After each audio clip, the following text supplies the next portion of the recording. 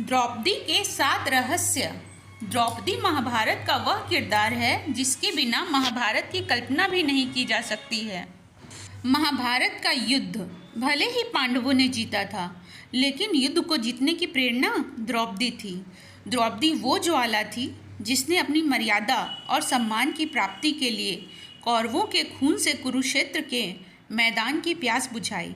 द्रौपदी महाभारत युद्ध के बाद भारतवर्ष की महारानी बनी, लेकिन द्रौपदी का जीवन और अंत ऐसे रास्तों से गुजरता है जिन्हें जानकर हर कोई हैरान रह जाता है। द्रौपदी के 7 रहस्य इस प्रकार हैं।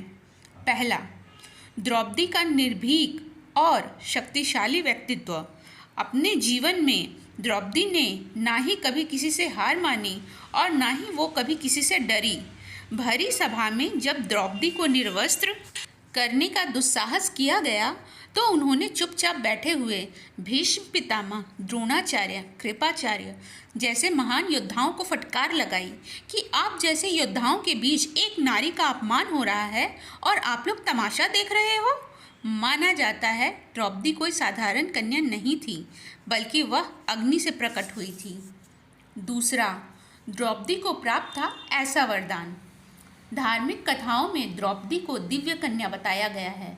द्रौपदी का जन्म सामान्य तरीकों से न होकर हवन कुंड की अग्नि से हुआ था। द्रौपदी को आजीवन कुंवारी रहने का भी वरदान प्राप्त था। इस वरदान के कारण ही द्रौपदी अपने सभी पतियों के साथ समान व्यवहार कर पाती थी। सभी पतियों के साथ पत्नी धर्म को निभाते हुए भी द्रौपदी हमेशा कुंवारी रहती थी। तीसरा, द्रौपदी ने रखी थी ये शर्त। जब द्रौपदी के सामने 5 पांडवों से विवाह करने का सुझाव रखा गया तो द्रौपदी ने विवाह के लिए एक अनोखी शर्त रखी थी। द्रौपदी ने सीधे तौर पर कह दिया था कि वह इस विवाह के लिए तैयार तो है, लेकिन अपने गृहस्थ जीवन का रहस्य किसी और महिला के साथ साझा नहीं करेगी। पांडवों ने उनकी ये शर्त मानकर ही विवाह किया था। चौथा, कुत्ते को दिया यह श्राप। विवाह के बाद सभी पांडवों में यह आपसी सहमति बनी थी कि एक समय में द्रौपदी के साथ एक ही पांडव समय गुजार सकता है। जब कोई पांडव द्रौपदी के साथ होता था तो संकेत के तौर पर कक्ष के बाहर अपनी चरण पादुका रख देता था। लेकिन एक दिन जब युधिष्ठिर द्रौपदी के साथ कक्ष में थे, तब एक कुत्ता युधिष्ठिर का जूता उठाकर ले गया। इतने में अर्जुन किसी कारण उस कक्ष में आ गए। सज़ा के तौर पर अर्जुन को वन में जाना पड़ा और द्रौपदी ने कुत्ते को श्राप दिया कि तुम खुले में संबंध बनाओगे और दुनिया तुम्हें देखेगी। पांचवा, भीम से था सबसे ज़्यादा प्यार। द्रौपदी के 5 पति थे, लेकिन पांचों में से भीम से द्रौपदी को विशेष लगाव था। इसकी एक खास वजह भी थी। भीम ही एकमात्र ऐसे थे जो द्रौपदी के साथ होने वाले अन्याय के खिलाफ सबसे पहले आवाज़ उठाते थे। चीरहरण के समय भी सभी पांडव मौन सिर झुकाए रहे, लेकिन भीम ने विरोध किया।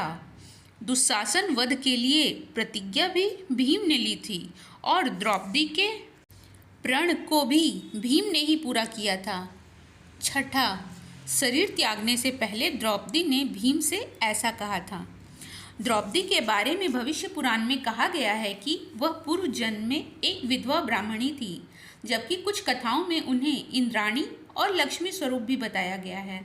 अंतिम समय में 5 पांडव और द्रौपदी जब स्वर्ग जा रहे थे, तब पैर फिसल जाने से द्रौपदी खाई में गिरने लगी, लेकिन भीम ने हाथ पकड़ लिया। भीम द्रौपदी को बचा नहीं पाए, लेकिन शरीर त्यागते हुए द्रौपदी ने भीम से कहा, अगर फिर जन्म मिले तो मैं फिर तुम्हारी पत्नी बनना चाहूँगी। 7वां, भगवान श्री कृष्ण ही उनके सच्चे दोस्त थे। द्रौपदी भगवान कृष्ण को ही अपना सच्चा सखा, साथी और भ्राता मानती थी। एक वही थे जो संकट के वक्त में द्रौपदी के साथ खड़े थे। उस भरी सभा में अनहोनी होने से भगवान कृष्ण ने ही बचाया था। जब दुर्योधन का भाई द्रौपदी को निर्वस्त्र करने का प्रयास कर रहा था, तो भगवान कृष्ण ही थे जिन्होंने द्रौपदी की रक्षा की थी। वीडियो अगर पसंद आया हो तो वीडियो को लाइक और चैनल को सब्सक्राइब करना बिल्कुल भी ना भूलें। धन्यवाद।